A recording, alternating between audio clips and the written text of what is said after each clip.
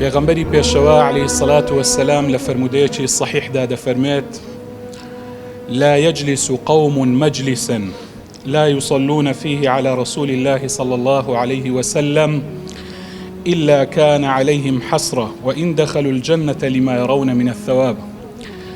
پێغەمبەر صلی الله عليه وسلم فەرمێت: هەر مەجلیسێک، هەر کۆڕێک کە موسڵمانان تێیدا کۆ ببنەوە، ئەفەرمی ئەگەر بێت و سەڵەوات لەسەر پێغەمبەر نەدەن عەلەیهی السەڵات وەسسەلام ئیلا ڕۆژی قیامەت پەشێمان دەبنەوە. ئەگەر بێت و ئەوانە چوبنە بەهەشتیش، لە بەهەشتیش هەر پەشێمان دەبنەوە کە سەڵەواتیان لە پێغەمبەر نەدایە عەلەیهی السەڵات وەسسەلام، لەبەر ئەوەی لەوێن دەرێ ئەجر و پاداشتێکی یەکجار گەورە ئەبینن کە بۆ ئەو کەسانە هەیە کە سەڵەواتیان لە پێغەمبەری دایە عەلەیهی السەڵات وەسسەلام. ئێمە سەرەتا پێشەوەی دەست پێ بکەین سێ سەڵەوات لەسەر پێغەمبەری دەن عەلەیهی السەڵات وەسسەلام. اللهم صل على سيدنا محمد وعلى آله وصحبه وسلم.